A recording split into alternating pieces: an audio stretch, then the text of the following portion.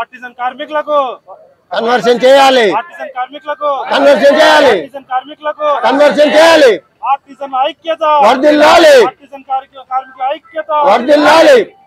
గత ప్రభుత్వము ఆర్టిజన్ ఉద్యోగులను మోసం చేసినటువంటి పరిస్థితి ఉంది. అప్పుడు ఉన్నటువంటి ప్రభుత్వం మోసం చేసిందని ఇప్పుడు ఉన్నటువంటి ముఖ్యమంత్రి వారిలో కాంగ్రెస్ పిసిసి అధ్యక్షుడిగా ఉన్నప్పుడు పాదయాత్రలో కూడా మేము రిప్రజెంటేషన్ ఇవ్వడం జరిగింది. ఆ క్రమంలో బట్టి విక్రమార్క గారు కానీ విద్యుత్ శాఖ మంత్రి గారు ఇప్పుడు అదే విధంగా ముఖ్యమంత్రి గారు కూడా మా సమస్యలను పరిష్కరిస్తామని రెగ్యులర్ పోస్టులలో కన్వర్షన్ చేస్తామని చెప్పడం జరిగింది. మీ అందరికి కూడా నష్టం జరిగింది. మా ప్రభుత్వం వచ్చిన తర్వాత మీ అందరి సమస్యలను సానుకూలంగా పరిశీలించి పరిష్కరిస్తామని వారు పాదయాత్రలో చెప్పడం జరిగింది. కానీ ప్రభుత్వం వచ్చి 1 సంవత్సరం అవుతున్నా 10 నెలలు దాటినప్పటికీ నిమ్మకు నీరెత్తినట్టు ప్రభుత్వం స్పందించడం లేదు.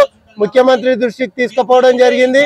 అదేవిధంగా మా విద్యుత్ శాఖ మంత్రి అయినటువంటి బట్టి విక్రమార్క గారి దృష్టికి కూడా తీసుకుపోవడం జరిగింది. కానీ స్పందించడం లేదు. దపదపాల పోరాటాలు చేస్తా ఉన్నాం. ఆర్టిజన్ ఉద్యోగులందరం కూడా టీవీఏసీ జేఏసీగా ఏర్పడి మా సమస్యల పైన ప్రభుత్వం దృష్టికి యాజమాన్యం దృష్టికి తీసుకుపోయే ప్రయత్నం చేస్తా ఉన్నాం. ఎస్పీడీసీఎల్ ఆఫీస్ ముందు దాదాపు 8-9 వేల మంది పాల్గొని ధర్నా నిర్వహించి మా సమస్యను యాజమాన్యం ప్రభుత్వం దృష్టికి తీసుకుపోయినాం. అయినప్పటికీ స్పందించకుంటే వరంగల్లో ఎన్పీడీసీఎల్ ఆఫీస్ ముందు కూడా దాదాపు 10,000 మందితో మేము ధర్నా చేయడం జరిగింది. అయినప్పటికీ దాదాపు 2 నెలలు దాటి 3వ నెల గడుస్తున్నప్పటికీ ప్రభుత్వం స్పందించడం లేదు. ఇప్పుడు అసెంబ్లీ సెషన్ నడుస్తూ ఉంది. అందరు ఎమ్మెల్యేలకు కూడా మేము మెమోరాండాలు ఇచ్చి మా సమస్యను పరిష్కరించాలని చెప్పడం జరిగింది. అయినప్పటికీ ప్రభుత్వం స్పందించడం లేదు. కాబట్టి ఈ హైదరాబాదు ఇందిరా పార్క్ ధర్నా చౌక్ ఈరోజు ఆర్టిజన్ ఉద్యోగులందరం రావడం జరిగింది. మా సమస్య ఒకటే. మా అందరినీ కూడా దాదాపు 20-30 సంవత్సరాల నుంచి పనిచేస్తున్నటువంటి ఉద్యోగులు ఉన్నారు. రిటైర్మెంట్ అయ్యారు.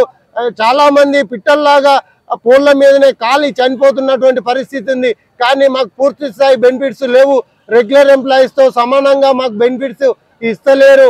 ఇస్తామని చెప్పినటువంటి గత ప్రభుత్వం మమ్మల్ని రెగ్యులర్ చేస్తా అని చెప్పి కూడా చేయలేదు, మోసం చేసిందని ఈ ప్రభుత్వం దృష్టికి కూడా తేవడం జరుగుతూ ఉంది.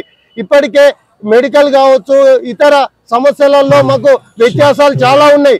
రెగ్యులర్ ఎంప్లాయీస్ కేమో మెడికల్ సంబంధించి దాదాపు 12-20 లక్షలు ఇస్తా ఉన్నటువంటి పరిస్థితి. మాకు మాత్రం 6 లక్షలు మాత్రమే ఇస్తారు. తర్వాత జీతం నుంచి కడిగేయడానికి వీలైనటువంటి 6 లక్షలు ఇస్తారు. అంటే ఒక క్యాండిడేట్ కు యాక్సిడెంట్ అయితే రెగ్యులర్ ఎంప్లాయీస్ కు వేరే వైద్యము, కాంట్రాక్ట్ ఎంప్లాయీస్ ఆర్టిజన్లకు వేరే వైద్యం ఉంటుందా? ఈ రకంగా అన్ని రకాలుగా జీతంలో కావచ్చు, మాకు ఇంక్రిమెంట్ లో కావచ్చు, మెడికల్ లో కావచ్చు, ప్రతి దాంట్లో వ్యత్యాసం ఉంది.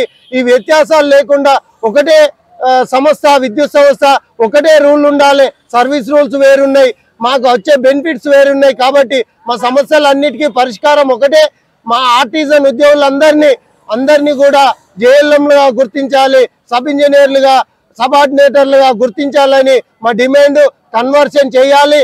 కన్వర్షన్ చేస్తే గాని ఆర్టిజన్ ఉద్యోగులకు మేలు జరగదు, న్యాయం జరగదని మా టీవీఏసీ జేఏసీ ఆర్టిజన్ కన్వర్షన్ జేఏసీగా రాష్ట్ర కమిటీగా డిమాండ్ చేస్తా ఉన్నాం.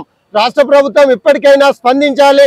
ముఖ్యమంత్రి గారు అదేవిధంగా విద్యుత్ శాఖ మంత్రి గారు స్పందించి మా సమస్యలను వెంటనే చేయాలి. లేని పక్షంలో పెద్ద ఎత్తున పోరాటం చేయడానికి సిద్ధం. అవసరం అనుకుంటే సమ్మె చేయడానికి కూడా సిద్ధంగా ఉన్నాం.